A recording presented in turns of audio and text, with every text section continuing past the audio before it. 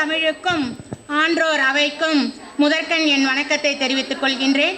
பெண் அன்றும் இன்றும் என்ற தலைப்பில் ஒரு சில கருத்துக்களை தங்கள் முன் பகிர்ந்து கொள்கின்றேன். பெண்கள் அன்று வீட்டிலேயே கூண்டு கிளி போல் அடங்கி கிடந்தார்கள். பெண்கள் படிக்கக்கூடாது, வேலைக்கு செல்லக்கூடாது, இப்படியெல்லாம் சட்டத்திட்டங்கள் அப்பொழுது பெண்களுக்கு. ஆனால் இப்பொழுது அப்படி இல்லை.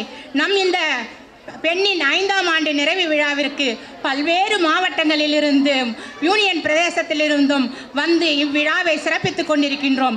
இதெல்லாம் இன்றைய பெண்களின் வளர்ச்சியை தான் காட்டுகின்றது. அடுப்போதும் பெண்களுக்கு படிப்பு எதற்கு என்று சொன்னார்கள் அன்று. ஆனால் இன்றோ 10ஆம் வகுப்பு 12ஆம் வகுப்பில் மாநில அளவிலும் மாவட்ட அளவிலும் இன்றைய பெண்கள் தான் முதலிடத்தை பெற்று சிறப்புமிக்க பெண்களாக திகழ்கின்றார்கள்.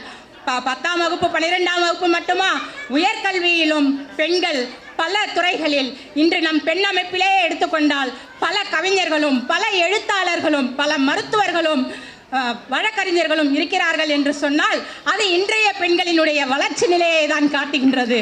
முன்பெல்லாம் பெண்களுக்கு கணவன் இறந்து விட்டால் அவர்கள் பொட்டு வைக்கக்கூடாது, பூ வைக்கக்கூடாது, வளையல் போடக்கூடாது, வெள்ளைப்புடவை தரித்தல், இது போன்ற சம்பிரதாயங்கள் எல்லாம் முன்பு இருந்தன பெண்களுக்கு. ஆனால் இப்பொழுது அந்த கட்டுப்பாடுகள் எல்லாம் இல்லை. அவர்களும் மறுமணம் செய்து கொண்டு சீரும் சிறப்புமாக வாழ்ந்து கொண்டிருக்கின்றார்கள். முன்பெல்லாம் நமக்கு ஒரு பிரச்சனை இல்லை பக்கத்து வீட்டில் ஒரு பிரச்சனை என்றால் கூட பெண்கள் ஒதுங்கி கொண்டே தான் இருந்தோம். ஆனால் இப்பொழுது அல்ல, பல குழுக்களை அமைத்து பெண்களுக்காக இன்று போராடி கொண்டு வருகின்றார்கள். அதற்கு உதாரணமாகவே நம்முடைய கடலூரை சேர்ந்த பெண்களும் புதுச்சேரியை சேர்ந்த பெண்களுமே ஒரு உதாரணமாக இருப்பது நம் பெண் அமைப்பில் எத்தனையோ புகைப்படங்களை நாம் பார்த்து கொண்டிருக்கின்றோம். அந்த அளவிற்கு இன்று பெண்களுடைய வளர்ச்சி காணப்படுகின்றது. நாம் முன்பெல்லாம் வரலாற்றில் இடம்பெற்ற பெண்களை மட்டுமே தெரிந்து கொண்டிருப்போம்.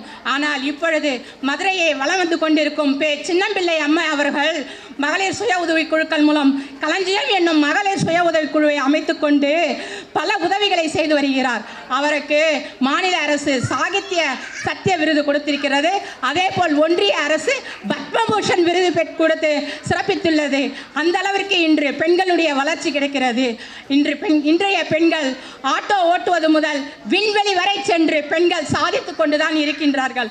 அந்த அளவிற்கு பெண்களுடைய வளர்ச்சி நிலை இன்று காணப்படுகின்றது. ஆகவே பெண்களாகிய நாம் நல்ல முறையில் படித்து ஏன் நாம் அரசியலில் வந்தால் சாதிக்க முடியாதா? ஆரம்ப கல்வி நிலையில் 1 முதல் 5ஆம் வகுப்பு வரை பெண்களை போடும் அரசு, ஆரம்ப சுகாதார நிலை அரசு மருத்துவமனைகளில் பெண்களை நியமிக்கும் அரசு ஏன் அரசியலுக்கு வந்தால் அத்தகைய சிறப்பான நிலையை நாம் செய்ய மாட்டோமா? 33% மட்டுமே இடஒதுக்கீடு. அந்த நிலையை பெண்களாகிய நாம் மாற்றுவோம், பெண் அமைப்பு லட்சியத்தை நிறைவேற்றுவோம் என்று கூறி வாய்ப்பு தந்தமைக்கு நன்றி கூறி விடைபெறுகிறேன். நன்றி, வணக்கம்.